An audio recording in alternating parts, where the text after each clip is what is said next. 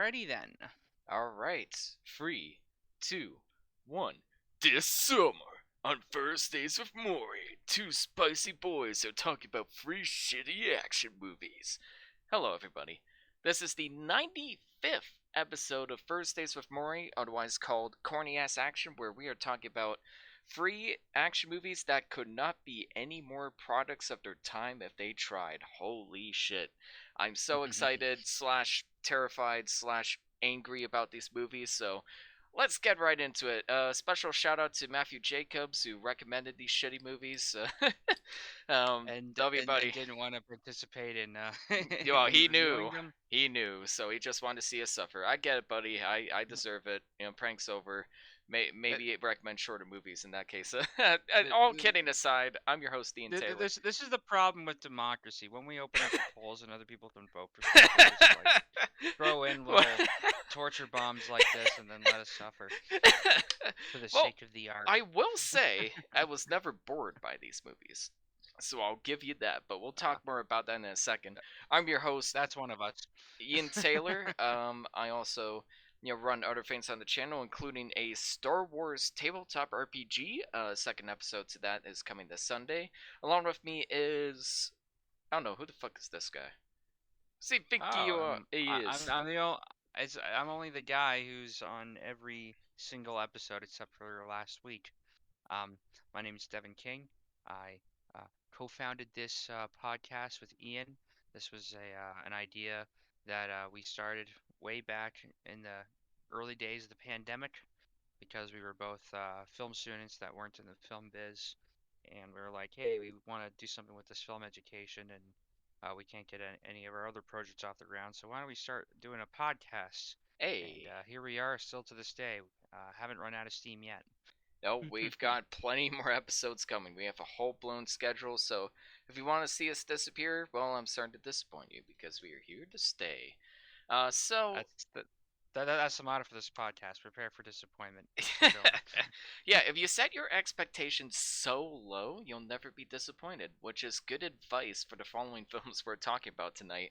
The theme for this week is, as I mentioned earlier, corny action, and yep, these films certainly fit that bill. You did not disappoint that front.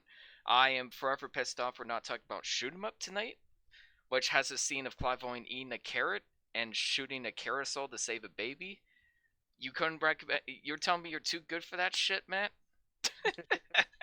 But anyways, the first film we're talking about actually has quite the following behind it. So, Devin, take her away. Take her away, All laddie. right. So we yes, top of the morning to you, fellow potato eater. Hey. Actually, Alright, the that's name's it. Miguel. It's, I just say Goodman for the homeboys or whatever he says. Man, it was hard to get into these movies this week just because Better Call Saul wrapped up, and I've just been obsessed over just that show. That'll be discussion for another day, but yeah, we got to get back onto Better Call Saul at some point. Yeah, maybe Although a full episode on it at some point. it's hard to catch up on 5 seasons of television just for review for a podcast. I understand, um, but it's worthwhile. But Absolutely. anyway, going back to Ireland, this reminds me of the Irish episode that we did some time ago where we looked at Hunger, Belfast, and Leprechaun. Um, this easily could have fit the bill in that film because Oh, yeah. this film is about two brothers who are Irish vigilantes who go against a Russian mob, and they feel like they're sent on a mission from God to do so. Um, which is cult behavior 101. Um, Well, what I do you think mentioned. about it? Uh, So yeah, this go on. this had been on my list for a long time. It was just one of those movies. There was a period when I was getting into like, okay, what are some actually good, interesting movies? And the first name that pops up is like Quentin Tarantino, and then there's this whole era of these like new Hollywood films that are going for these edgy, more lurid kind of like crime drama type films. You have Martin Scorsese, Quentin Tarantino, and Guy then this Ritchie. movie gets thrown around in the bill.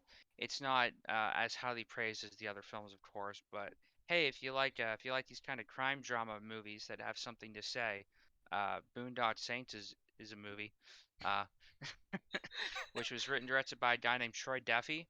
And apparently, this was his first major film project that he did.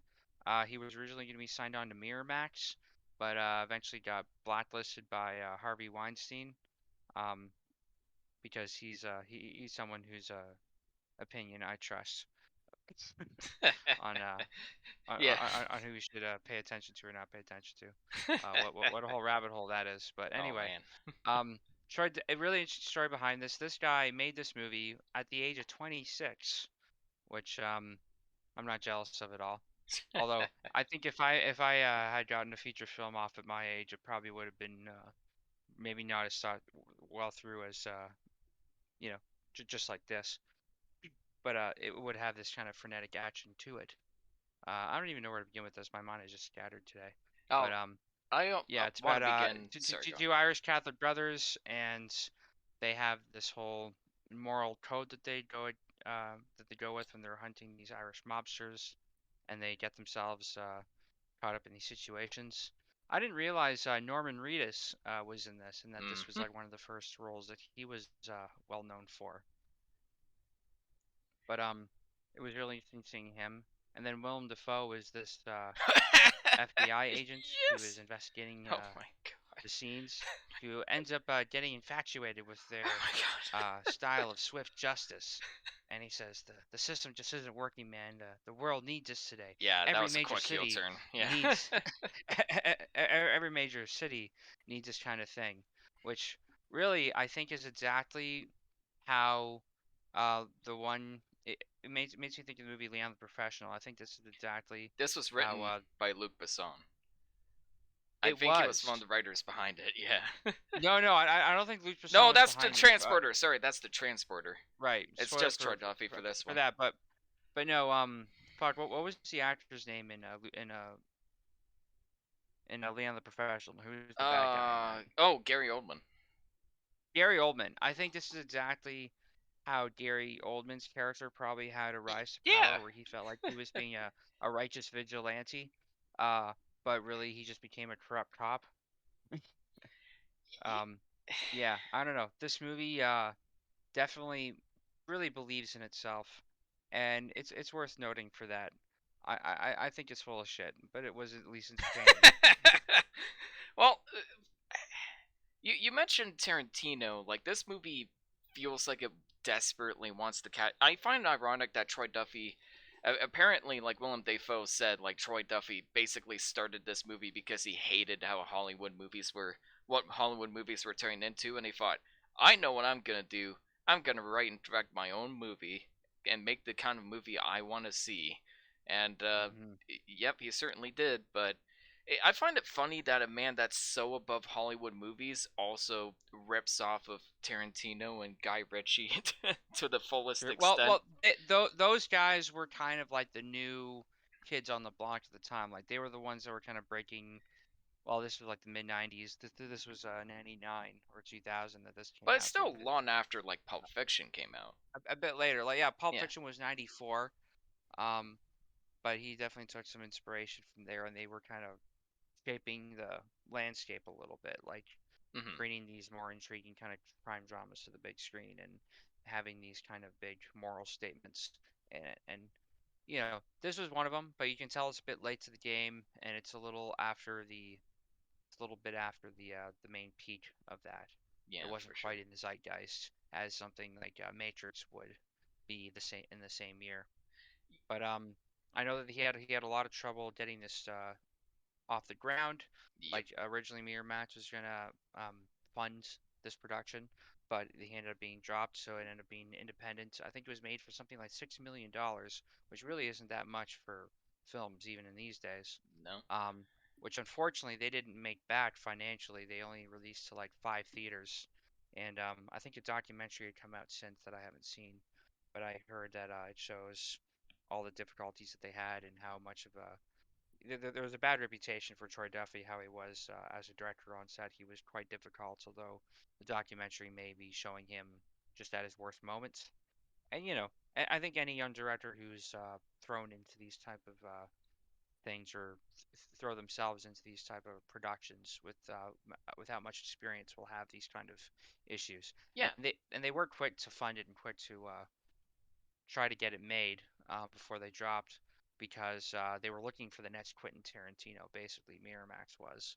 And before this, I believe he was a bartender, and the script was based off of a real life instance where he saw a Russian mobster or some guy like pickpocket someone who was dead in the street, and Holy that shit. was like it disgusted him enough that he wanted to see some vigilante justice be done, I guess. So Wow. instead of picking up a gun and doing that himself, he just wrote it in a screenplay and then made it into a movie. Yeah, that's kind of what Tarantino does, though. Like, he does his films in a way are kind of like poetic justice for a lot of films, like, Once Upon a Time in Hollywood and Glorious Bastards, Django Unchained especially, are kind of like these power fantasy revenge movies where these horrible people in history, we can finally see them get their comeuppance in a way that's satisfying, almost like a fun alternate history. Like, if only, this Yeah, happened, this yeah. stuff would It's like, actually happen. and I get I It get does the have that catharsis vibe. for that. Like I can totally see people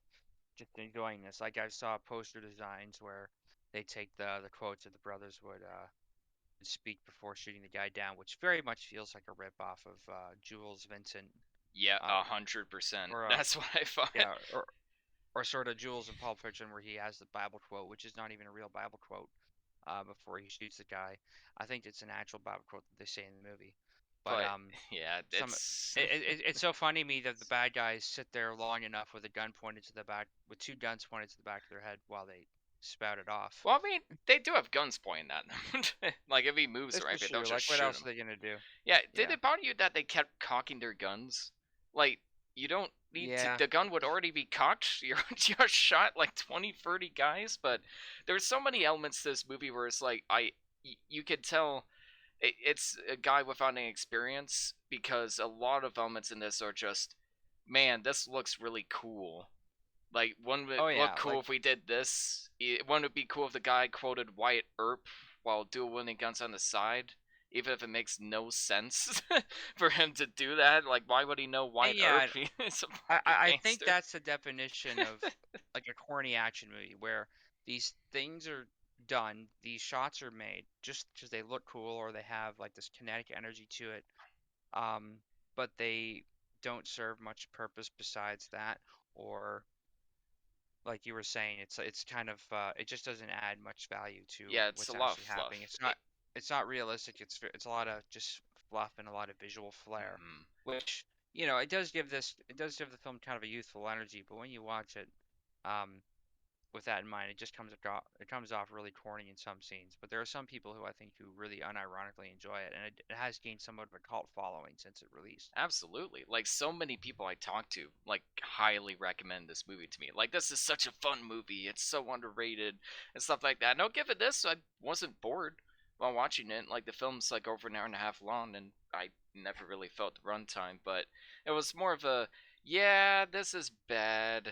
I'm just kind of laughing at it because it's bad. But there are some elements I genuinely enjoy. But eh, this film, I would not give this film as high of a rating if it wasn't for Willem Dafoe.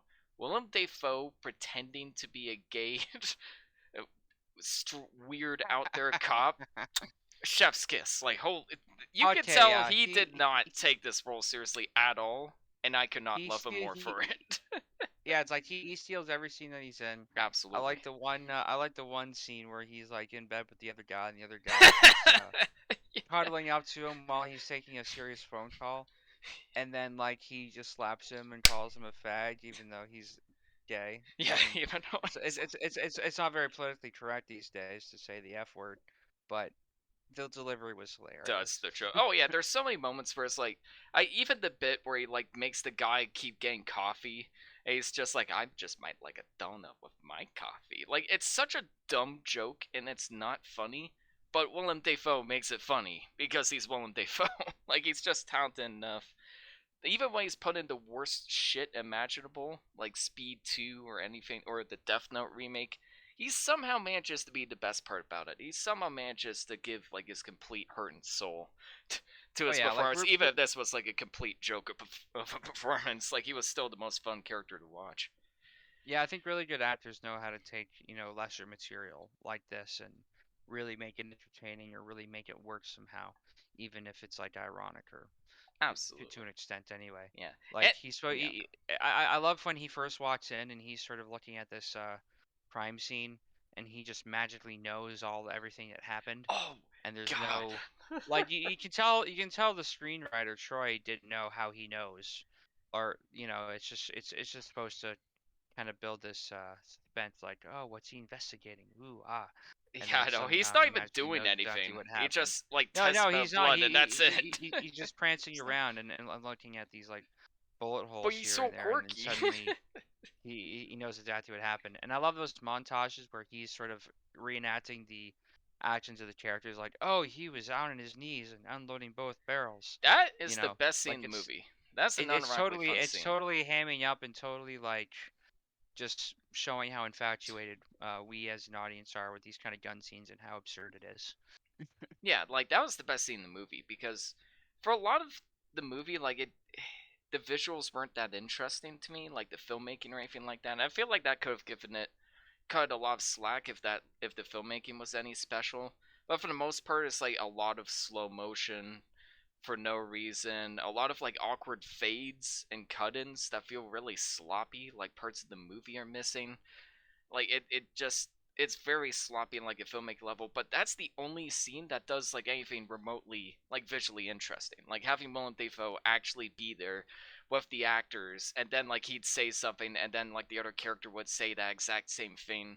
It's like okay, like this is kind of if more of the movie was like this, I think I'd be on board. Like if that scene was just a short film, that'd be a great short film. Like that'd be a Oh great yeah. like wow, like this is what this guy can really do, but unfortunately the rest of the movie happens and it's enjoyable, but I don't think I enjoyed it for the same reasons other No, people did. and I think the quality of the screenplay is definitely patchy. Like there are moments Yeah. that Oh shine man. and it makes sense, but then the rest of it's just kind of a slog Yeah, if you're they repeat the looking for same any kind of jokes a clever lot, dialogue. which really Yeah. bugged me. Like the funny, like they keep making jokes about how like the bearded guy is like hilarious and he's a funny man. Like, come on, that trope is so played out. Like the character that's treated like a joke, and then he like gets his comeuppance and like starts being taken more seriously. Like, come on, that joke has been done to death so many fucking times. Oh yeah. Like, I mean, it sometimes repeat jokes can work. Like yeah, Arrested sometimes, yeah. Development does them so well, and Hmm. there are other screenplays and things where they repeat lines that weren't maybe intended as a joke, but in repetition they become funny, or there's like a callback to it, It and that's what depends, clever yeah. screenwriting does.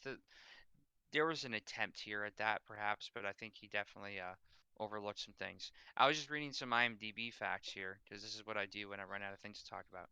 Um, but I remember, or I heard that Ewan McGregor was considered for the role at some point, What? and Troy Duffy wanted to offer him the lead, but during the night out, Duffy got drunk and they got into an argument over the death penalty.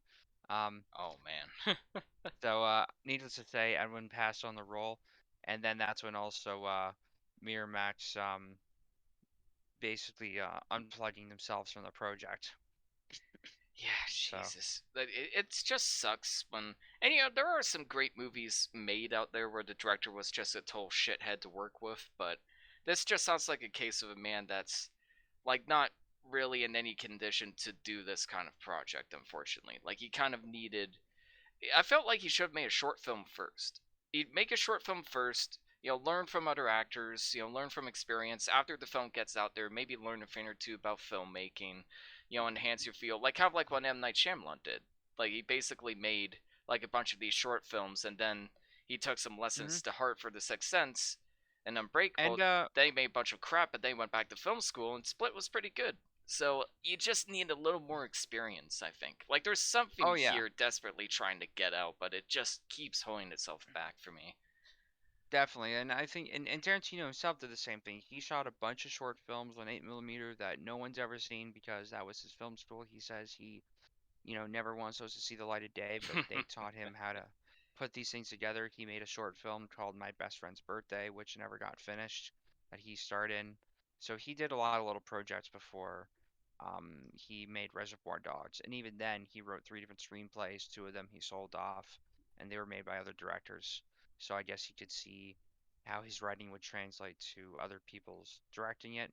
And then when he saw how those played out, he wanted to maybe try doing it himself, with Reservoir Dogs. So yeah, you take it in little steps. I think with Troy, he maybe got this big opportunity. He just got so excited, and he hasn't really worked on like a film set, and so he starts leading with like an iron fist. This is just from what I infer from what I've done, but just basic level research.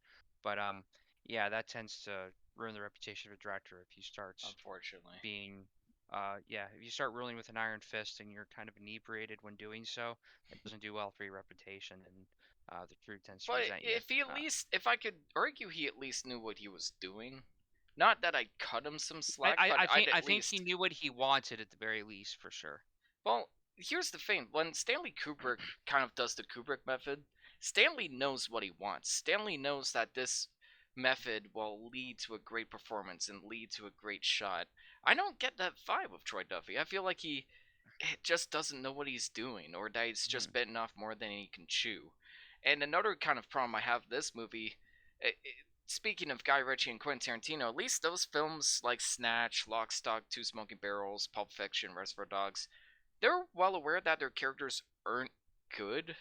They're well aware that their characters aren't heroes, and they don't like demand your sympathy and respect. The morality in this film is so twisted and kind of Oh backwards. Like, yeah. I don't mean that Oh, in a politically incorrect way. 100%. Like this It's feels so like a weird. this feels like a vigilante fever dream, like someone that is sick of all the corruption and injustice, but doesn't really know how uh, the systems in place really work, and they just want the catharsis of shoot the bad guys. But Yeah, I know. you know, And people keep saying like, "Oh my god, this guy's a hero. Like these guys are so good." And everybody gets on their side, even the other police officers, even though there wasn't a scene establishing that the other police officers agreed with this. And like no, there wasn't yeah. a scene of like Willem Dafoe talking to him and talking him into it. There wasn't anything Well, it's like like that. they want everybody in the What? movie to agree with what they're doing and Yeah, to all sell the them as likable being characters heroes, had to get together against the unlikable which characters. unfortunately still works. Like I think a lot of guys in their college dorms have posters of these guys right next to Scarface and right next to The Well, I don't want Godfather. to say like You you're a know? terrible person for liking this movie. I don't want to say that or anything. They're probably just like, you know what? It's a fun movie. It doesn't take itself too seriously. It's just a dumb, fun movie about a bunch No, of Irish lunatics. I mean the people that have the poster of like the quote, like they feel like they're totally morally justified in this action, or at Well, least in the realm of fantasy at the very least. I'm not saying they actually go out and do this stuff, but well, you know, I don't know. Like, I don't want to make those there kind are of people that assumptions. watch this and enjoy it less critically, I'll say. Yeah, well, that too, and yeah, I don't want to make assumptions about people. You got a Boondock Saints poster on your Hmm. wall, cool. I've got a poster of the awful Justice League movie, and I mean that movie's a piece of shit, and you shouldn't think less of me for having that on there. It's just a cool poster, and that's why I have it. So I don't know if I want to make those kind of assumptions. However, I- I will Ian, I make have a question assumptions about for this you. film. Yeah, Ian, I have a question. Do you bleed? I will. Oh, Batman vs Superman. I want to shit on that movie some other time. But back to this. The point I was originally making, uh, Rocco, he's my least favorite character. Every time Rocco was on screen, I was like, God damn it! Can we please just move on to Willem Dafoe or anybody else? I'd rather watch like the shitty Russian mob actors, like go over their shitty exposition. And the Hmm. problem is, like, Rocco was a terrible person. And I thought that's where they were going for with his character, because it kind of seems like he's doing a downward slope, and the others are starting to realize like how much of a lunatic he is and how much of a asshole he is. Like I thought he was gonna be the villain that betrayed him, and they like had to kill him or something like that. That's what should have happened, but he dies by the Russian mobsters, and we're supposed to feel bad. Like they play like sad operatic music, and the characters are like crying, and I maybe that's like satirical, like, oh, because they're priests they have to forgive everybody, even this piece of shit, but it's out of nowhere. Like it No, just I I don't didn't think it's feel satirical. I think the I, film believed in what it was trying to sell, and it just yeah, wasn't doing a good it's job so at it. weird. Like he is the worst person. Like I don't care about this person at all. Like why are you trying to I, make me feel sad about this guy? one I don't uh one understand. character one character I did enjoy on screen was Billy Connolly. I think it was El Deuce or something that he Yeah, played. too. Which apparently he was so excited to play that because it's so against type of what of the actors of the roles he normally does. He was just having too much fun with it. I can tell. Um, and I he can was tell. at just playing the psycho with guns strapped all over him. They had to add a large cigar in his mouth because he couldn't stop smiling. Yeah, I Which have to admit, it looks like, despite the awful behind-the-scenes story, before he mentioned that, this did look like it would have been a fun movie to shoot. It looked like it would have been fun for the actors and stuff like that, but it's it, a it, it was just funny reading that because that's exactly the opposite of what they did to Winston Churchill when he wouldn't stop he couldn't stop posing for this portrait that they wanted a very serious looking portrait. He had this big shit-eating grin while smoking a cigar. So the photographer just snatches it out of his mouth last second and then takes it. And oh yeah, I that's forgot the about that. most famous image of Winston Churchill that we have. Um, That's so but in this case, they added the cigar to stop Billy from smiling so much, which is funny. So Billy is also a good guy. I Why? guess so. Because they're Irish. I guess us Irish Christians always stay together. I guess like the screen. This film feels like it ran out of money or it ran out of time to shoot because the ending is so sloppy and slapped together. Like even the death of the villain is like unsatisfying, and the film just kind of ends on a cliffhanger. Just ends with a bunch of news footage. I'm like, that's not how you end an intense, fun action movie. You don't No, end it on a bunch of I random news like that. footage. I like that those clips at the end actually, because this Those is, I that's think, the most Troy's. convincing footage in the I think movie. this was Troy Duffy's way to kind of dissuade criticism, or at least make it seem like he's in on the criticism by Oh having yeah. these people have slightly different perspectives of whether these people are heroes or actually most of them were just no comment. And then there are people who are saying, now they're not heroes. And then they're like, well, wait a second, you sound insane. And then, There was a talk about the death penalty, which I'm just like, oh, well, now I oh know why yeah, you had which, that in there. well, no, yeah, now we can see exactly where that came in. But Mm-hmm. needless to say, I think Troy probably had some particular views at the time that he was trying to espouse, Yeah. um, and they may or may not have aged well. Um, Which wouldn't be a problem if but I enjoyed the movie more. oh yeah, like I mean, it was mostly pretty fun. It was shot in a pretty quick 32 days, so Damn, um, that's pretty good. there's worse things you can spend money on in that amount of time. Oh, that's true. And some Um, of the like I think like the blood squibs are actually really good. Like I'm always like pro like practical blood squibs over like CGI blood or anything along those oh lines. yeah, Like you can hide that well if you're like John Wick or something, but a lot of CG blood always looks a little rough. So maybe I'm just easy to please, but like the blood squibs look pretty good, and I like how they shot real locations. Like that made it feel a lot more authentic.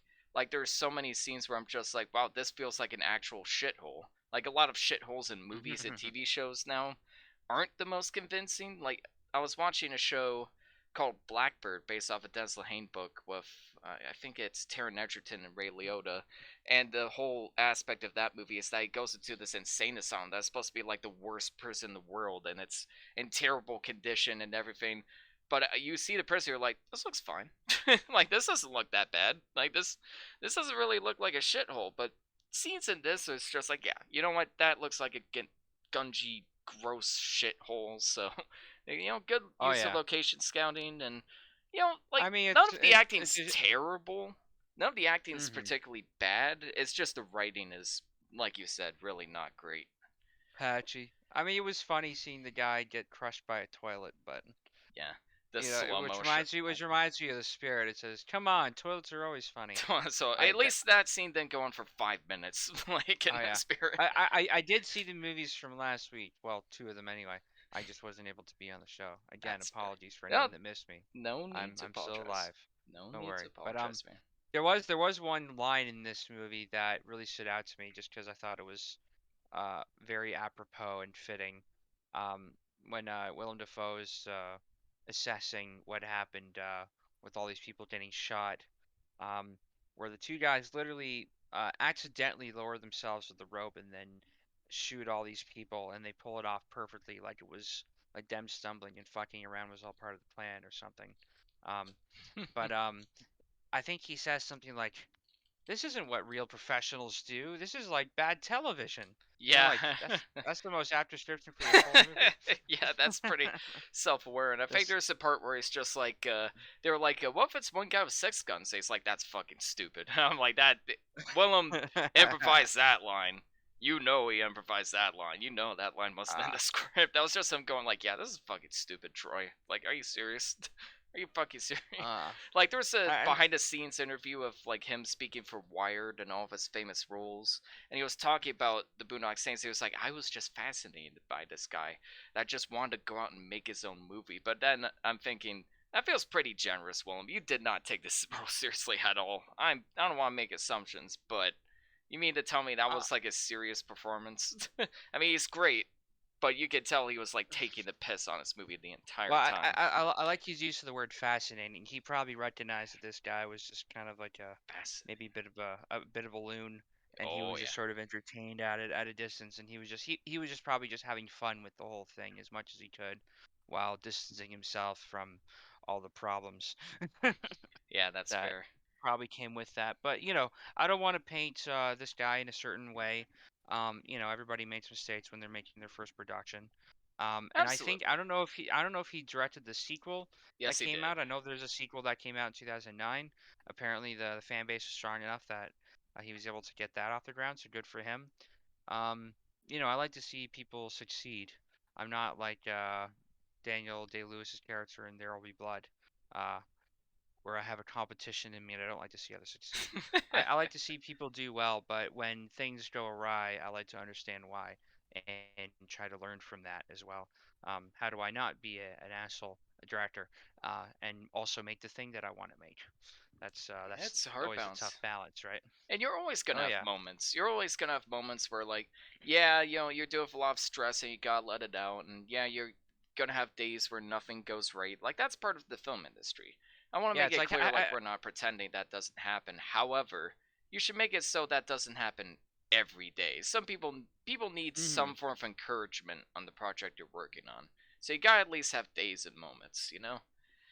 Oh yeah, like there's gonna be difficult moments and difficult days that is gonna be difficult for everybody, but once you work through them and you make sure everyone's on board and you do all you can to make things just go as easy as possible for yourself and for others, then I think those efforts are uh, appreciated when you go out of your way to not make everyone's lives miserable when accomplishing some really Yeah. hard scenes. And you know what, Troy? Like, maybe you just bit off more than you can chew. Maybe you're just really stressed out.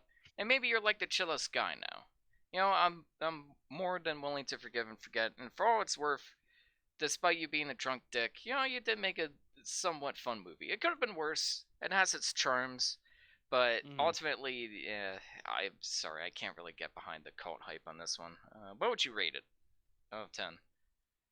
Ooh. Um, I mean, if I had watched this back when I had first had heard about it, when I was first getting into like Quentin Tarantino and all this, I might have given it like a pretty favorable rating that back then. Um, like I might have given it a 6.9. I'm just looking for an excuse to say the number. These days I'd probably give it a 3.4. I found it mildly entertaining for the most part. I mean, it wasn't terrible. Actually, no, I'll be a little more generous. I'll give it a 5. Yeah, It was I, perfectly passable. Willem Dafoe Willem Uh, Dafoe was the Willem highlight of the Dafoe whole makes thing. this a 5. Willem Dafoe, Oh yeah. and like there was some fun, and that one scene at the house where he's doing the interrogations. That is a great scene. If more of the movie was just that scene, with that It's level of creativity and that level of like tension during the action scenes, that's the only scene where it like actually felt like danger for the characters.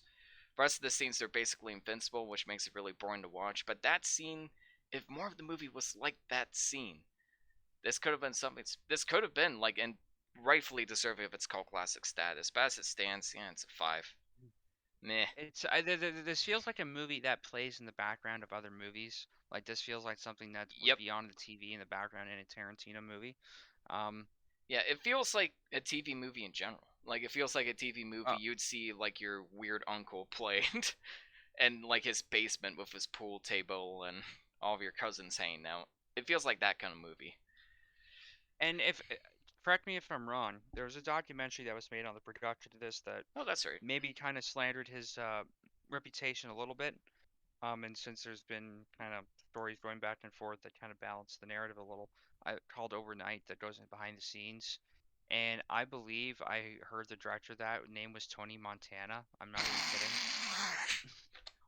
Actually, wait, What? let me fact check myself before I spew bullshit. Hold on a second. I want it to be true. I want this. Yeah, I Oh literally my just watched the god. video, kind of going over this Okay, we beforehand. gotta find this out. All right, look it up for me. Lay it on me. Troy Duffy. Yes.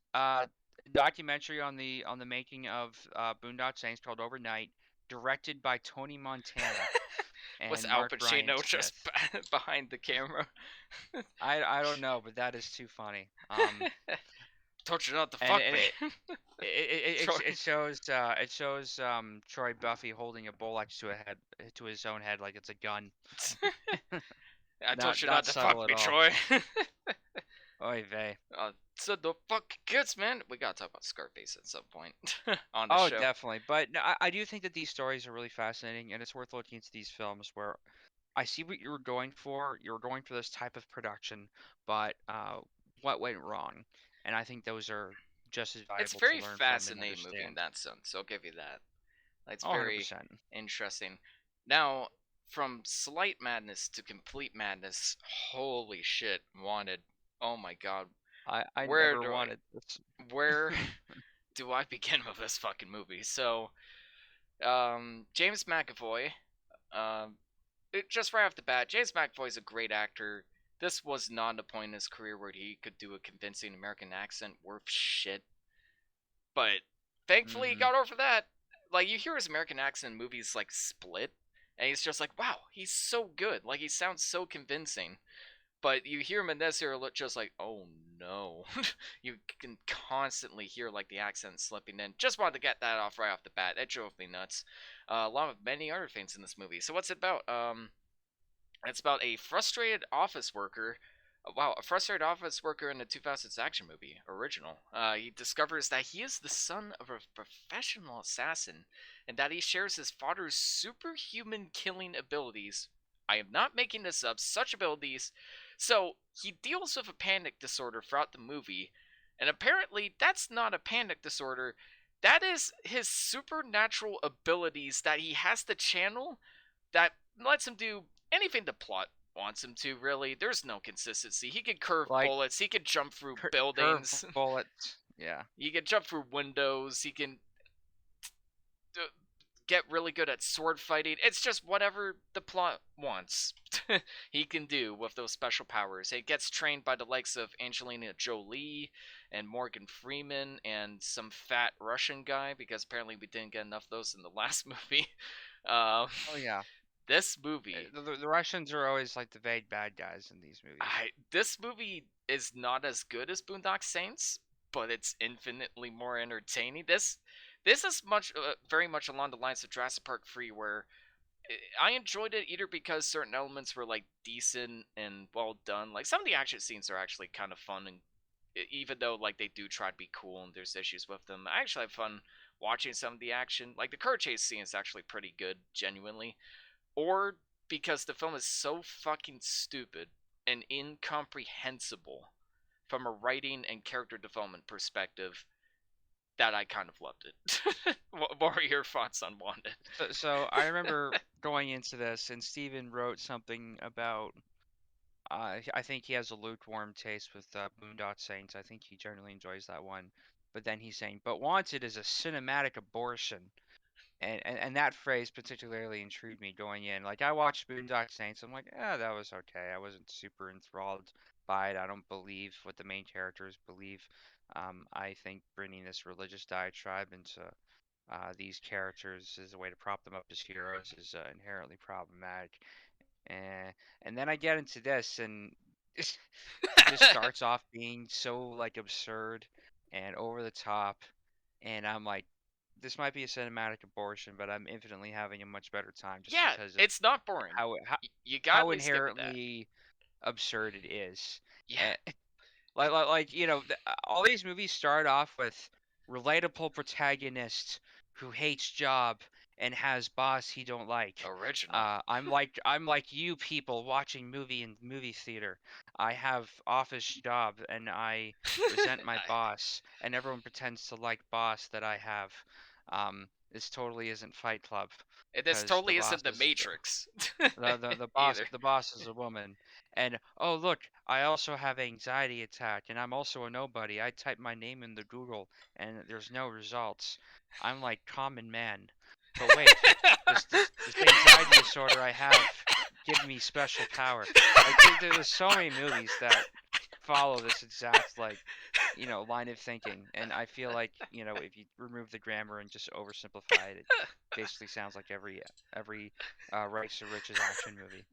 Uh, that said, I had a blast with it just because of how this feels like the movie you watch with your dad or your uncle, some relative that you're somewhat estranged from and you don't emotionally connect with. And instead of having a deep conversation about, what your life and what it means, you just watch something like this to bond over. This feels like one of those kind of movies. You know what I mean? Yeah, 100%. Like It, it has it, that it, it, vibe to it. this the yeah this feels like the male bonding movie you watch when you can't really express yourself otherwise. You just watch this thing and shut up Yeah. for 2 hours. Now, it's interesting. Like I heard Steven say, this is nothing like the original comic series, which the original comic Oh, series it sounds interesting. Like it's about a group of assassins, but it's like way more goofy, and it's basically like a spoof on DC Comics. Like there's a villain literally called Shithead, and it just completely leans into that. This movie is uh, nothing like that graphic novel because it was too busy ripping off Fight Club and The Matrix, but it also oh feels like it yeah. was written by somebody that watched the Fight Club and The Matrix. One of those people that It's think like it's like a Fight power Club. fantasy. It's Eh, like Fight Club, Matrix, and Mission Impossible 2. yeah, it's like Fight Club and The Matrix, but made by the kind of person that thinks those movies are just power fantasies and not like satires on like toxic masculinity or controlling governments. This movie is a power fantasy for nerds. It tries so hard to like lean into that whole aspect of, oh, I'm living this ordinary boring life, but if I just keep at it, I could get over my bitch of an ex-girlfriend and my dickhead friend, and Angelina Jolie's really hot and she supports me to the point where she kills herself and everybody else, and I'm gonna do this I like extraordinary when he thing. goes into his bank Oh my machine, god, so and instead cool. of giving him the total, the message literally spells out, "You're living this loser life while your girlfriend's fucking your best friend in your apartment," something like that. Like, Oh written yeah, on the like that was o- actually great. on the ATM. Not subtle at all, but I found that Yeah, hilarious. that was actually pretty funny. And there were a few moments where it's like, okay, that was genuinely actually pretty funny. Like there were some jokes in this that actually landed, It's like unlike the last they movie we talked literally about. had to spell it out for you, which I Oh, find there's really no funny. subtlety, and the ending especially is the least subtle thing you can possibly imagine. But we'll get into it. I know we said that 5 times already, but there is so much to talk about with this fucking movie. Holy shit. Yeah. Yeah, let's talk about the fact that the writer was probably going for a divorce too, because Oh, like probably. I mean, almost this every woman in this movie. this has the true lies symptoms all over. Like that was James Cameron's divorce movie.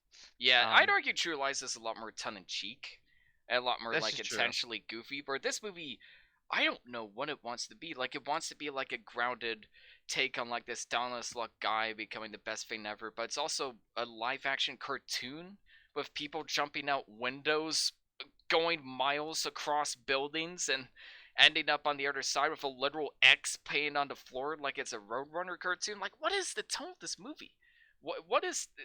What is the tone? Like, I get it's a power fantasy for nerds, but what is the actual tone you're going for? It's not tonally inconsistent, it's tonally bipolar.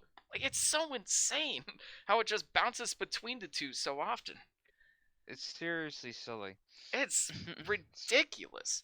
Like, it takes itself seriously, but it doesn't. Like, it's so bizarre. But that's also what makes it fascinating and unintentionally hilarious. Like, I I don't even know where else to begin with this movie. Like there's just so much. Like it's so insane and so much is happening. Well, let's talk about like the Assassin's Guild for starters. And they shoot at Oh like yeah, this. I loom love that they factory. call themselves the fraternity. Oh my Like, god, so that's too original. fucking funny. Yeah, that's so like on the Which nose. But you can tell that this movie really wanted to be like the frat boys, go-to movie. You're like, this was also this is right next to the Boondock Saints poster in every frat boys room. Oh, absolutely. And yeah, it's called the Back then. fraternity. And it's like, oh, it's a front with a like suspicious like business. I'm just like, oh, this is just the shitty version of John Wick. Like John Wick took this idea and Oh actually yeah. made it interesting and fleshed out in a way like oh wow, another Morgan Freeman movie where he could not look any less bored giving all of these elaborate exposition dumps. And you know how John Wick kind of cleverly explored like how the society works. Like we see how the coins work. Nobody talks about the coins work, but we see him put down a coin and they kind of agree, and then he gets paid with the coin. And another Visual point, visual storytelling. storytelling. You're world building without shoving it down the audience's throat. But here it's just like, this is how this business works. This is a loom Yeah. up. This is the Oh meat yeah, the chamber. loom of This doom. the I I I loom I, up too. I love the loom of doom, It's- which basically it works like like a stock feeder, whatever. What the way like rich people in the 30s would learn their stocks. It's literally a giant loom weaving this fabric that has encoded messages of their targets. And I'm like, where does the fabric go when it's done? Does it get recycled? yeah, I'm yeah. guessing. Well, it's natural business. I think is the impression we're getting is that it also it's a necessitous, but it's also like a successful looming business. I think is like the idea of it. Okay. I mean, Yeah, it's definitely illustrative technology. It was made for a memorable like set piece, but yeah. it's like this overly elaborate, definite like visual metaphor using an archaic technology. I mean, I don't know. This it reminds me of Red and it reminds me of some other stuff from this time period. I mean, 2008 was a year. If you thought 2007 was the superior year for cinema, I mean, 2008. Yeah, well, it's not as bad as Yeah. 2009 when they had the literal writers' strike, but Oh, yeah, it was kind of true. like we got a lot of these like really cheesy, not great movies from 2008, and yeah, it Yeah, kind of like the shows. next one we're talking about. Oh my god, yeah, next one we're talking about. Holy shit, but I'm not done with this movie. We'll We've get got there. another problem I had. Why do the hitmen keep putting themselves in danger? Like, there's a scene where, That's a like, the good Russian question. guy is just like, alright, I want you to stab. Like, normally when you do train like this, you wear, like, body vests, or you train with, like, yeah, like, blunt weapons or anything along those lines. You do And things like that. here's another thing. If I were running a shadowy assassin organization based on century-old secrets, and we feel like we can shape the world how we want, wouldn't discretion be like a huge factor in that? Don't you want people to not know what's going on and what you're doing? Why do you Why are keep you killing. Yeah, assassinating my people in these overly elaborate, like god. he has a sniper rifle that shoots all across town. This bullet passes through all kinds of people. People are gonna wonder what the fuck's going on. But it looks Because wait, so my cool. beer was just shot. I know it looks cool, but It fuck, makes it makes no no sense. goddamn sense. Yeah, and on top of that, you think they'd want to preserve their culture by keeping their own members alive. Like, the Russian guy is like, I want you to Yeah. stab me as hard as you can. I'm like, you don't have a suit?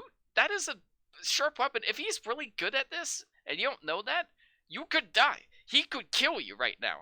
And there's another scene where he learns to curve the bullet. Yeah, they curve bullets in this movie. Again, it's a live action cartoon.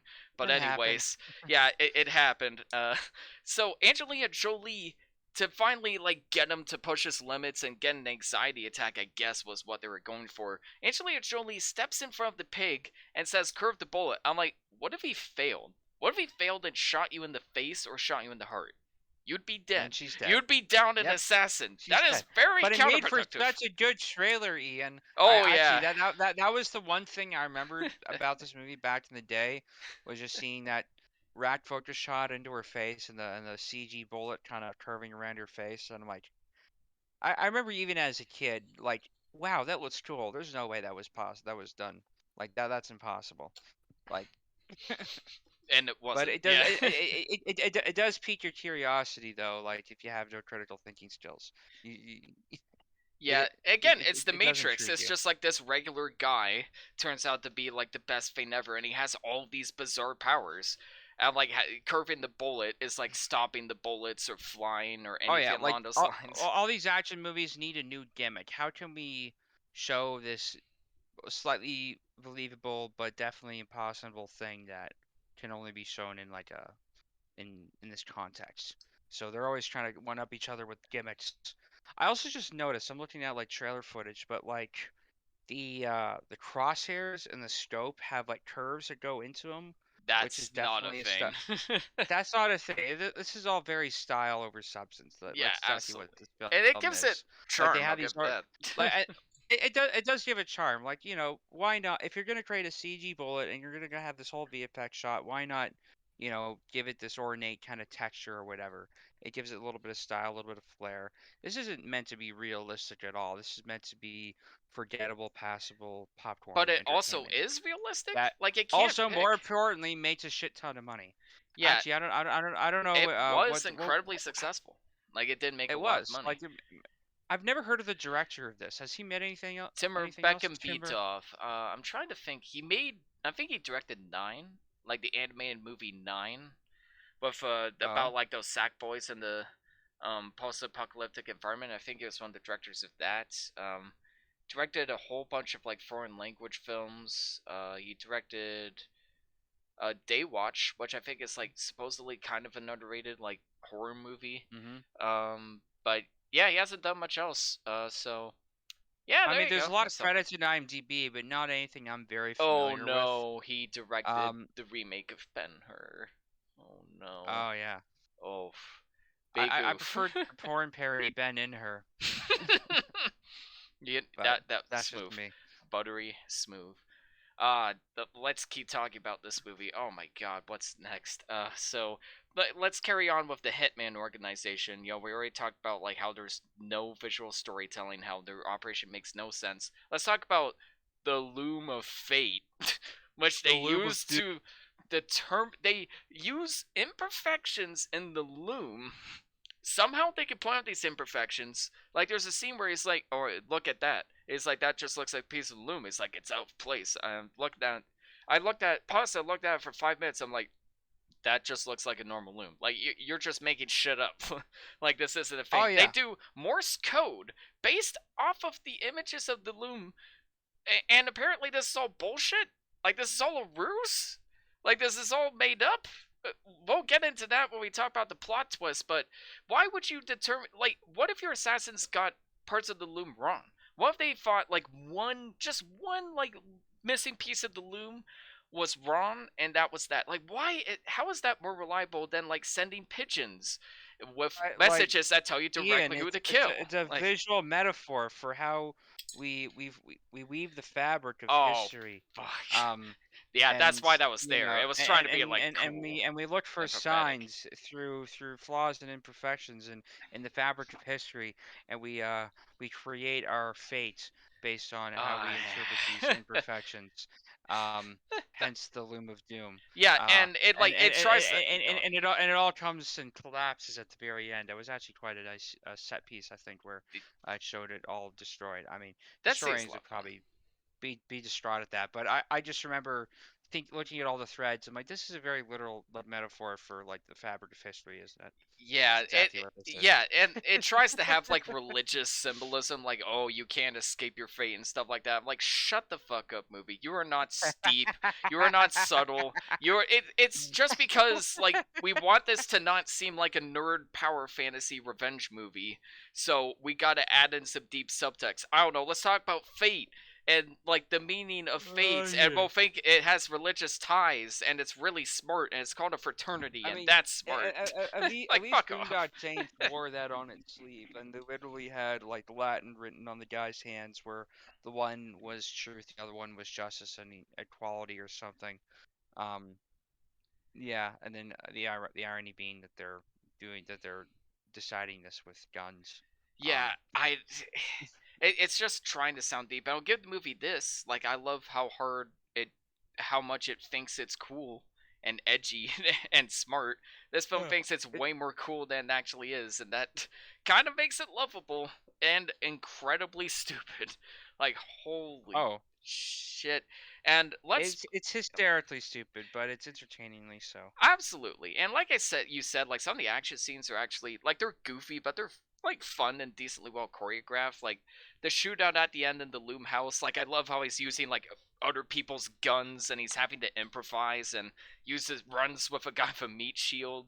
And the train scene, like, despite the awful CGI at the end, like, maybe I just like action scenes on trains, but that was a really fun scene and a really fun gimmick. That's kind of what I wanted out of Bullet Train, is like people actually reacting to things and like getting in the way, and the others would have to work around them. Like, that's I kind of like what I want to trains. see. Yeah, that's what I want to see in the action scene, the train. Like, that's the whole fun of the gimmick. Is like, well, what do you do about like the other people who are involved? And you could use that to add some tension and actually do it. It's like a fun excuse to like experiment with the curving of the bullet. It's a fun excuse for him to like actually like put that into action. Mm-hmm. So What, it's what, what, kind of fun by from by that the way, Ian, respect. what did you think of Murder on the Orient Express? Which one? The There's a Kenneth newer Branagh one. version. Oh, the newer one is not great, and Death and Denial is even worse. They are not good movies. Kenneth Branagh, I don't know what the fuck happened to you, man, but I, stick with Shakespeare. I enjoyed it for what it was, but it definitely felt like a not as deep retelling of that story. I haven't seen the original though, The so I can't original is really really say. good. I strongly I'll recommend it. check it out. Albert Finney plays Poirot in that one. He actually does a good job. Mhm. But It feels yeah, like they're remaking much older properties to make them culturally relevant which they today. shouldn't do. If you're gonna remake the old property, at least try to capture like what made it such a great property. Like, I hate this shit of like modernizing stuff. Like, Death on the Nile like has to have like more actions and more sex and more stakes. But it's like, what made Death on the Nile work was that was like a simple, fun, intense murder mystery, mostly focused on like people talking to each other. That's what made it great.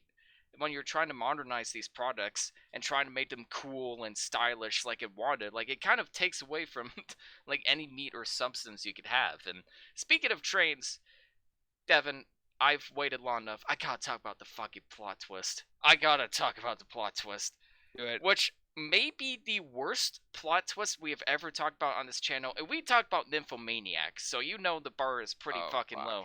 So, the man that James McAvoy was hired to kill was his actual father the entire time.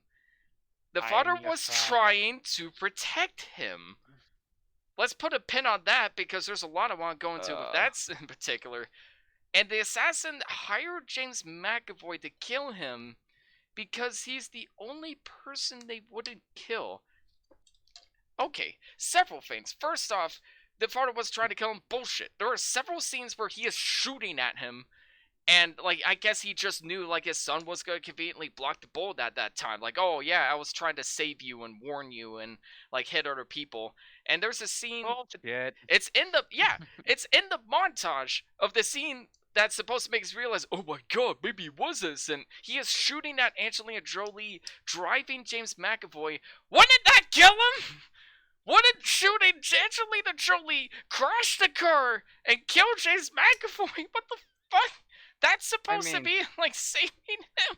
the, the, the, the, I mean, prior to all this, there was a scene where he literally shoots a guy in the back of a limo by driving over Angelina Jolie's car to flip Yeah, up and arc around it. So that the exactly. And it, again, it's in the the physics in montage this that is and the supposed. logic of Yeah, this does not correlate with I reality know. whatsoever. And And trying to pretend or analyze it if it does just makes my brain hurt. oh, no, I'm not done yet, man. Again, it's in the montage that's supposed to show us that he didn't do it. Like, if you're gonna pull that bullshit, fine. Don't put it in the montage that makes us realize otherwise. And secondly, let's talk about the assassins. So, his father lives across the street. These professional assassins didn't know he lived across the street, watching him. If they did, though, why Wow. did they do anything about it? Why don't you just kill him in his sleep? Why don't you just like ambush him or blow up his house or something like that? Ian, Ian, that would be the smart thing to do, and then there wouldn't be a movie with Oh plot yeah, twists if they did that. that's exactly the plot You twist have is to there for think two about the reasons. investors, Ian, the people that put money into this, Yeah, and that's I think they picked and, that a they're, little too they're hard. trying to appeal to the lowest common denominator, and they want to maximize as much action as possible, but they want to throw in these plot twists to make you rethink what you just saw, but not too much to realize all the flaws, just enough to have the rug pulled out from under you and still be intrigued to watch more. They don't want you to think about everything that's happened to this point. They just want you to be wrong as you watch. Yeah.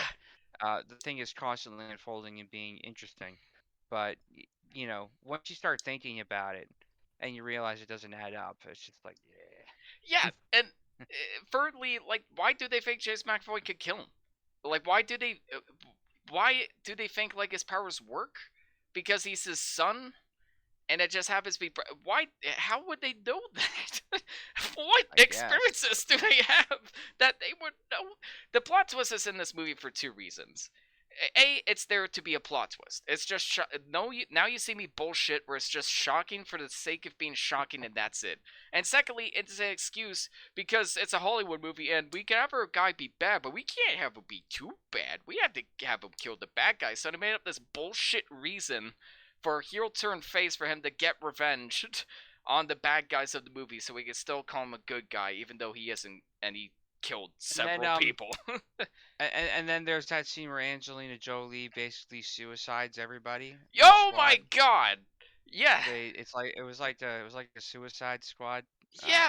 Yeah. Oh my god. Yeah. Which honestly, the way that scene was shot and orchestrated was pretty beautiful. Um, Yeah. I mean, I do like the technicalities of how this film was put together. This used some digital stuff that was kind of new at the time. Although they really play with this like interloping frames effect. This is kind of what you do when you're converting motion that wasn't shot at higher frame rate to look like it's in slow motion. You interpolate frames to kind of blend them, which I think they used for a stylistic thing to give it kind of a digital look, I suppose. But I believe it was still shot on film, like it still had that kind of texture and that color. And it was kind of cool, but it definitely, can come off as like a gimmick, and it looks a bit weird. It's definitely a very janky effect you wouldn't normally use most of the time, For a and good reason. Yeah. that was like a visual motif that they had where you have these like weird blendy kind of interlope frames. Even in normal situations, I think it's trying to make him look like disoriented or something when he's anxious or when he's high on adrenaline. You have these like woo woo like kind of just blurred frames around him. But that's basically the computer trying to interlope extra frames in between or smooth the motion, I suppose. Oh Um, man.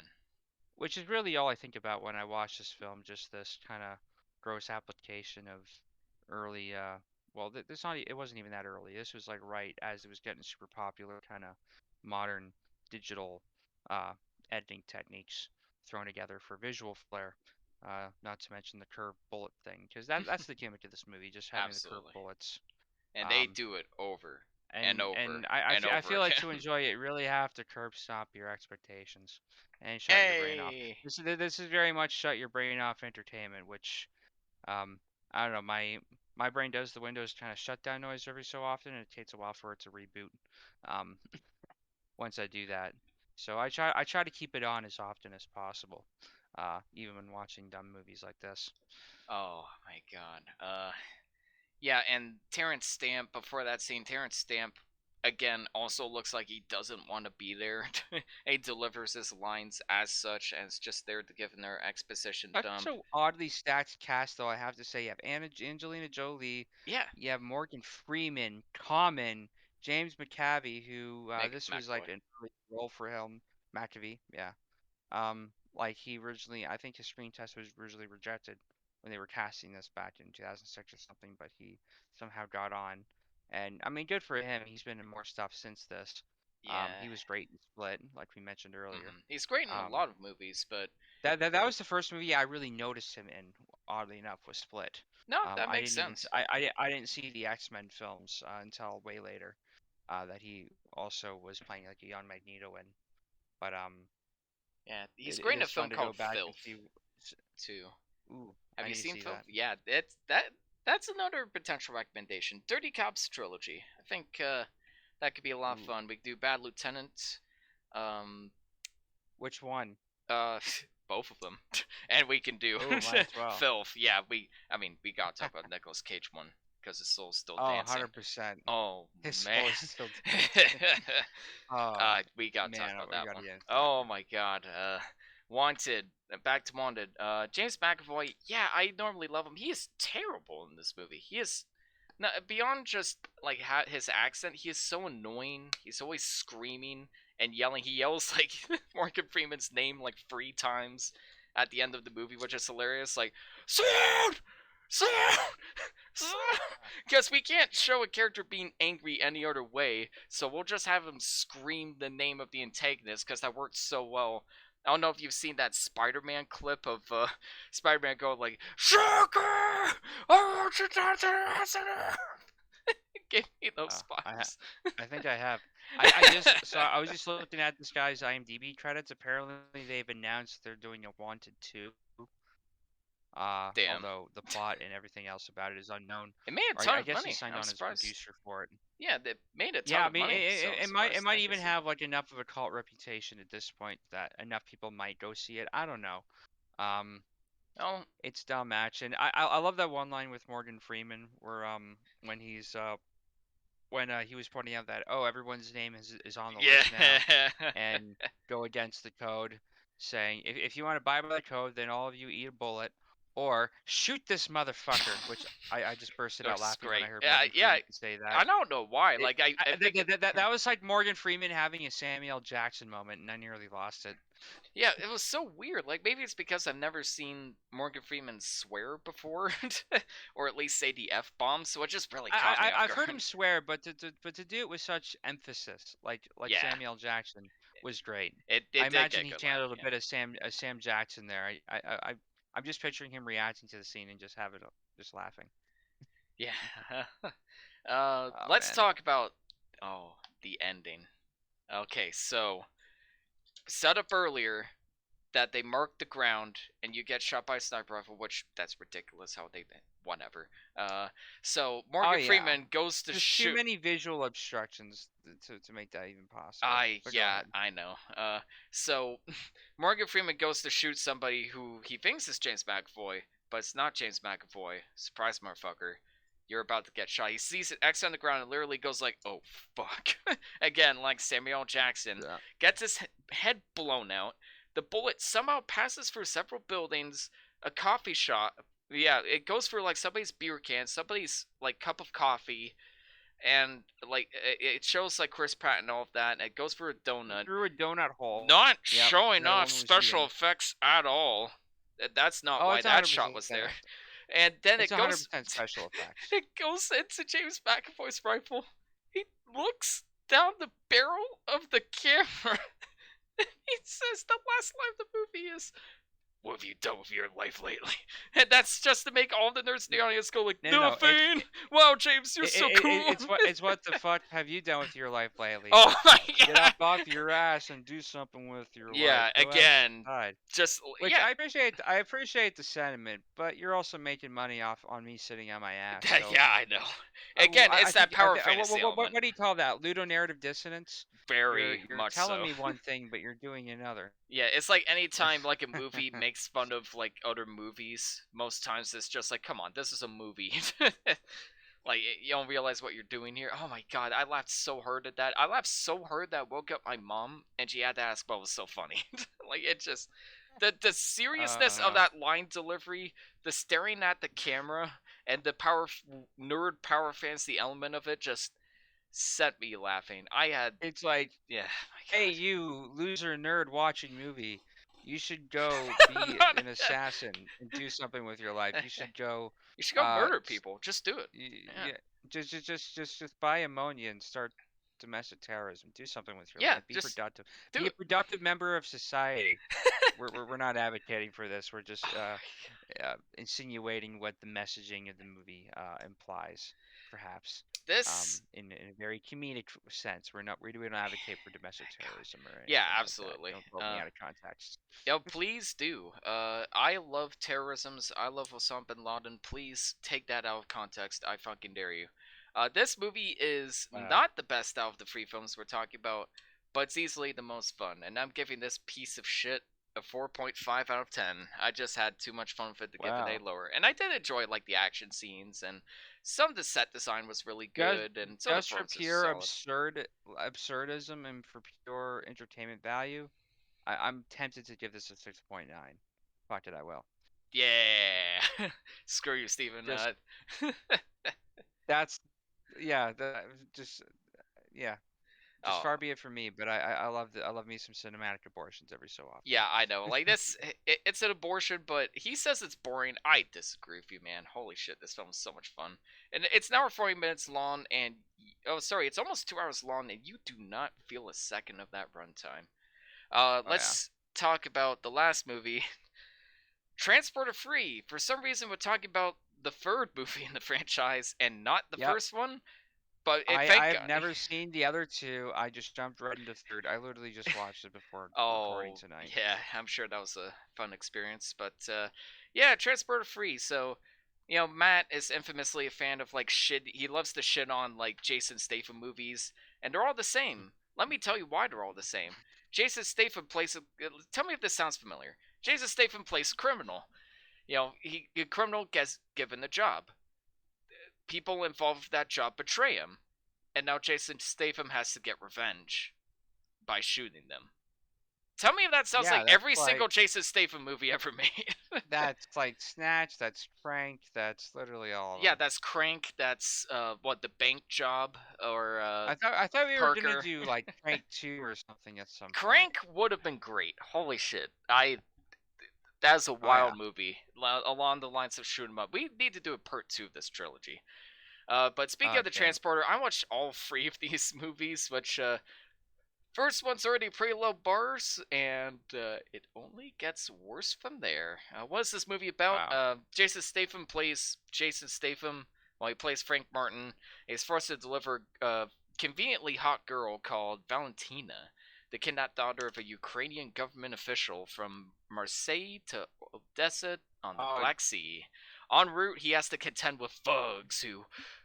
Hang on, I'm reading this off IMDb. He has to contend with of thugs course who you are. want to. That shows how much I care about the movie. I care about it so Also, I much. just have to say that that Russian Ukrainian line and him not knowing the difference that aged very well. Oh, that aged That aged not well super at all. well. Yeah, no, it Oh it man. did not. But yeah, they Wow. didn't know any better. This was kind of a period where you could make whatever action movie you wanted, and nobody really gave a shit. So take that as you will. Mm. So It really says a lot about society. it certainly does. He does some shooting, does some fucking, and He does some rooting too, some rooting and shooting. that's true. So none of the Transformer movies are particularly great. The first one actually has a couple of great action scenes, but that's because they were shot by a martial arts director and not by the art director Louis Leterrier, who's admittedly kind of a hack and does not know how to shoot action. Second Transformer movie is very evident on that. The third Transformer movie wasn't directed by Louis Leterrier. He was directed by Olivier Megaton. Megaton. Literally Of course called that's his Megaton. name. And he is the director of Taken 2, Taken Free, and Colombiana. That explains a lot. That absolutely That says a 100% lot. explains a lot. This movie is it's I'll save you the suspense. It's terrible. It's a steamy piece of shit, but also kind of an admirable. It takes itself more seriously than the first two, which makes it more funny, but it also makes it worse. But I will admit, I still got some good laughs out of this one. It's still kind of entertaining, and it's horny as fuck, and you get a lot of shirtless Jason Statham. So if you like that sort of thing, this movie is up your alley. But it is a dumpster fire of a fucking movie. Devin, what did you think about this masterpiece?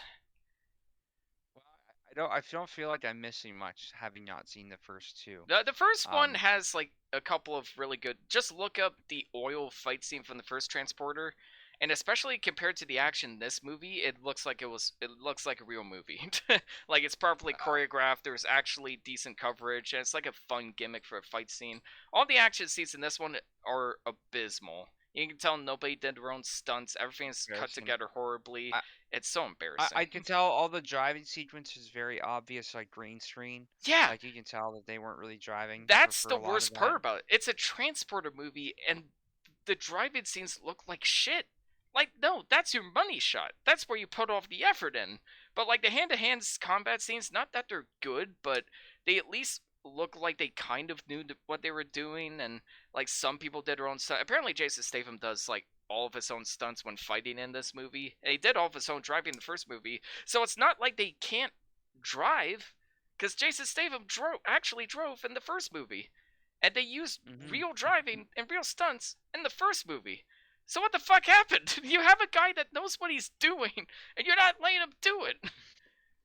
Well, it's the third one. They just gotta make it happen and make money. They gotta Um, shit it out. Yeah, they I, gotta I, shit it I out I find basically. I find it so intriguing that Luc Besson was like writing this, but also like the actress that he's with on screen. It was just so funny how she's looking at camera like for like the first two scenes of Oh each yeah. series. Like, and it doesn't seem like she really knows what she's doing, which apparently checks out because she was a hairdresser with no acting experience prior to this. Luc Besson discovered her, told her to take some. Oh, apparently Luc Besson discovered while he was walking down the street in New York. I guess love at first sight kind of thing. Told her to get some acting lessons and then be in the movie. Um, Yeah, that happened with the first movie too, because the lead actress in that, didn't speak a word of English, and they actually had to wow. get a translator to communicate with her, which actually works for that movie because she is like an immigrant from another country. So, hearing her speak English in that way actually fits because it feels like an immigrant struggling to learn English. But here it's like, okay, like there needed to be better coordination for sure, because it looks like she doesn't know what the fuck's happening, and she keeps looking at the camera when she clearly wasn't supposed to. And again, this movie is so fucking horny. This movie is so horny. This is Oh borderline yeah. porn. There's a scene where he's like finding people shirtless, and there's like several, not just one, but several close-ups of like the girl like looking down the barrel of the camera and being like, "Oh yeah, that's hot." I'm like, what the fuck? This is I on mean, par with like the Catwoman I did basketball not fucking enjoy scene. those scenes, but Oh, they're not being very subtle about it either. oh no, for sure. Like it again, it takes itself more seriously, but it also doesn't. Like it's kind of that weird wanted spectrum where it's like it wants to be a cartoon, but it doesn't fully commit to being a cartoon, so it's just kind of a mess. It's definitely trying to play itself more seriously than the last film. Yeah, absolutely. And it's again, it makes it funnier, but yeah, it also makes it not great. And she's like staring at him and like licking her lips. It's so weird and kind of uncomfortable. Oh, also every woman he meets just wants to fuck him. Like every woman he Of meets just course. wants to fuck him. And every one of these movies, like here, it's arguably less inappropriate than it is in the first Transporter. But and the, And it's like you're not afraid of dying, you're afraid of living. Live with me. oh my And god. just all that very on-the-nose That's cliche so dialogue. good. Oh, anytime they like Yeah. have like a melodramatic conversation with each other, I couldn't stop laughing because it's the most predictable, like robot pre-generated script of like a robot watched 100 action movies, and that was the script for this movie. It's like the most cliche Yeah. shit, and there's literally a scene where they're just like, "Don't go, it's too dangerous. When will I see you again?" I'm like, "Are you kidding me? You could at least shake up this kind of conversation a little bit." It's so played out and tropey, and it's terrible, but I got some good laughs, I guess. It wasn't as bland and boring as I thought it would be. It's somehow still really goofy at parts, but it is not good. Jason, holy shit, do more Guy Ritchie movies, because your action movies kind of suck. I'm sorry. And also, your animated movies suck because you did Romeo and Juliet. Don't think I forgot that. Never forget. that was an Oh hour and a man. half I never I mean, got back. I just watched this film and I couldn't tell you what happened in it. Like it just went out in one ear and out the other for me. Yeah, Like that's perfectly understandable. Uh, I wouldn't say it's like that boring. It's not as boring as Pathfinder. Like that movie was just agonizing to get through. But yeah, I kind of get I'm the probably just tired and I just didn't register half of what was going on. But it was like I don't know. When it comes to very cliched action movies like this, it's very good sleep aid for me. Um, yeah. and I can just dream of a better movie in my head as I'm watching it. Yeah, you definitely need to do that for this one. Holy Oh shit. yeah. Again, so many shots that are trying to look cool, but like only serve that purpose of looking cool. There's like fast. There's a lot of slow mo. There's like fast pan shots and like there's a lot of zooms. There's a lot of zooms, but it's so uncoordinated. I, Like there's zooms when I like people notice are every time talking. they I notice every time they cut to a new location. This might be a stylistic thing from the other films as well, but it's like the first few frames of a new reel of film, which I believe this was shot on film, but it's like the exposure is like overexposed and then comes in. It's like the first few frames just being overexposed in the camera, which is kind of a cool thing, but it's definitely done a little bit much here, which I feel like probably a stylistic thing from the other two films. So they do the same kind of thing, transitioning to each like establishing scene. Like there, you just have those kind of flash frames uh, that look like the start of a reel. Yeah, it's so bizarre. Like it just feels like they Like just you see that all the time in music videos, and I love it in like independent films because then it feels like what you're watching is very rough around the edges. Like they literally just like only film this scene for like a few frames and they're using all of it. They're not cutting out the overexposed parts because they want to use as much of the film they shot as possible, kind of yeah, thing. but this is an But expensive action when it's movie. done, yeah, but this is an expensive action movie, so then it just feels like they're doing it for style reasons, Yeah, not exactly. for It's just like practical reasons. you're doing this because you thought it would look cool, and I hate to break it to you, but it really does not. Holy shit! And Well, again, it it gone. yeah, it's just sort of like how the film plays out. Like if it was a better film with better stuff, then those little visual flares would seem like a cool addition to something that's already cool. But when it's like when the writing feels cheap, then the effects feel cheap. Yeah, absolutely. And I can't stress enough, the car scenes look like shit. Like, even the Fast and Furious movies, say what you want about them. I watched like a whole bunch of them not too long ago. Like, I watched 5 to 8. Yeah, I watched those ones because, like, my aunt was over and she loves those movies. They're bad. There's a lot of rough CGI, but there's at least, like, one car set piece that's pretty cool.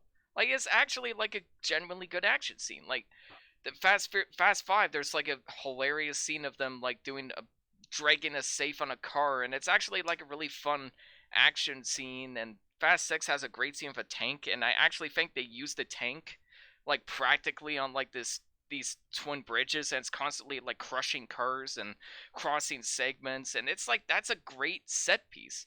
If the Fast and Furious movies can have great set pieces, and your transporter movie can't have good car set pieces, you've just lost me already, man. Like you can't even do the bare minimum that's expected for a film like this. It's insane, but Hmm. hilarious at the same time, and not as funny as Wanted, for sure. But No, but Jason Statham trying to deliver his lines like a stone brick did get some laughs out of me. He's oh not yeah. an actor. I mean, watching this, I hadn't seen this film before, but I remember around the time that it came out, and it just reminds me of this drive-in theater I used to always go to that closed not too long afterwards.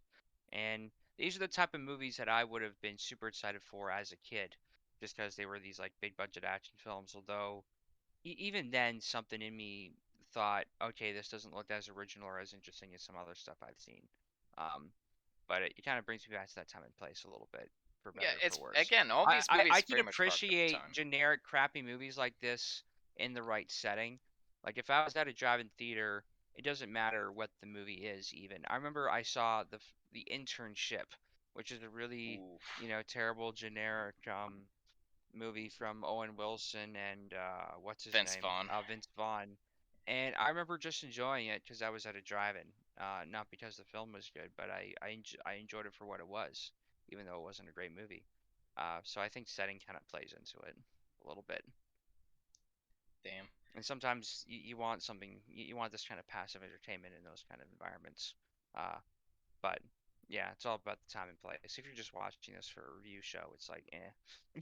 Yeah, whatever. That's kind of how I feel about this movie. This is a short review, but I have absolutely nothing else to add about this one. Like, there's some fun Oh there's yeah, some fun, awful dialogue. There's like the villain, everything. Again, everything they say is like a pre-generated action script. Like, it does not feel like a real movie. I can't like Luc Besson. Not that he's a great director, but his writing is at least slightly more competent. At least something like Valerian is like more ambitious, at least. But this is so like he's made better generic. stuff for sure. But Absolutely. I credit the director for a lot of this, but he Luc Besson did have a hand in the writing, so he has quite a bit to blame there as well for sure. The there's a kind of fun line where Frank says, "Do I look like a man who came halfway across Europe to die on a bridge?" And it's like, what's wrong with dying on a bridge? Like normally when you say something like that, it's like, oh, I die in this like shitty situation, or I die in like the hand like a pussy or something like that. Dying on a bridge. What's wrong with dying on a bridge? What's wrong with dying? What that line makes no sense. Like that line just flabbergasted me. I'm like that. It feels like that was supposed to be a different line, but he added that in for some reason for comedy or something like that. I'm done talking about this movie. I'm sorry, Matt. I really have nothing to say about this one. It's the worst out of a trilogy that already wasn't very good, but it made me laugh, so I'll give it a 3 out of 10. Oof. Yeah, it's And it's all short. ballers this week, isn't it? Yeah. I'll be a bit more generous. I'll give it a 3.4. Oh my. Yeah, Matt, you sure? You usually pick great episodes for us, man. Come on, you're slowing down. But Well, I think if he was on here, at least we'd have that comedic report to kind of work with. yeah, come on. I feel like if he just brought up some incongruent detail that was really funny that we all missed, Yeah, it that would add that to the pitch I gave conversation. about Jason Statham movies, by the way, full credit to Matt. Like he gave me that pitch. I'm just like, holy shit, he's right. Holy shit, he's onto Yeah. something here. That every Jason Statham movie I is like that. you know what we could do so we did an experiment on this show some time ago, last Christmas, where um I couldn't escape the onslaught of Hallmark films. They would just be playing in the house all the time. And so I thought it'd be a fun idea.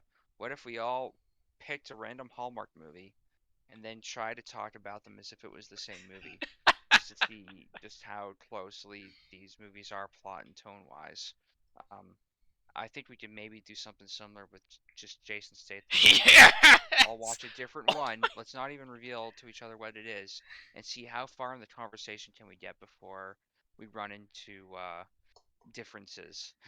Oh yes, I'm getting Matt on here right away. We're talking about we're talking about that. That's gonna happen. And thank you so much for listening in. Next episode, that we're definitely doing that Jason Statham one eventually. It's gonna happen. Next episode is all about cannibalism, which is a fun Oh, topic. We'll be talking about tasty. the classic Silence of the Lambs, which I haven't seen in a while, so I look forward to watching that one again. Eli Roth's Green Inferno, because yay, Eli Roth, I just love him so much, and he keeps coming Hmm. back to this podcast for some reason. And after that, we talk about Raw. I have seen Titan, but not her first feature film, Raw. So look forward to Yeah. that. It's amazing that an episode like that makes me want to go see Cannibal Holocaust and wonder why we're not talking I about mean, that film. Green But Inferno apparently owes a lot to Cannibal Holocaust, but we'll true. certainly I talk might about that watch it next week. just for kicks in between to see just because I feel like I want to appreciate that movie before I see how Roth butchered it. Not that I'm gonna go in with a predetermined consensus or thought about what the film But is. yeah, it's an interesting point of I'm comparison. just basing my feelings on Knock Knock, not to knock that film down that a peg any that further film than is I already have. that film's at least But hilarious. I'll give it that. this is true. It was entertaining for what it was, and Yeah, Anna de Armas. yeah. I mean, It's hard to not enjoy her on screen. that's true. Um, And enjoy but Eli yeah, Roth's wife. tune in next week while we regurgitate and eat our words and cannibalize our own content. Yes. As we have Stephen Beeson back on board, and also tune in this Sunday for the second episode of our Star Wars campaign, Fringes of the Empire, Yes, hosted episode by 2, Rats in the yours. Maze. Ooh, I was Yeah. wondering what the title was going to be. Well, I, now I you thought know. we were going to go with the hope theme, where it's like hope is lost, hope is found, hope question mark, or something like that. Like Well, I was just go thinking with that that, kind of but theme. Rats in the Maze sounded cooler, so we're going with that. That will be streaming live on Twitch this Sunday from 3 p.m. to 6 p.m. Eastern Standard Time. It'll also be later ported to YouTube, Spotify, and Anchor, along with this episode of Thursdays with Moire. And guess what, guys? It's the first day yet. Have a great night, guys. Stay tuned, like and subscribe for more. And as my friend Steven would say, stay tuned for Conan.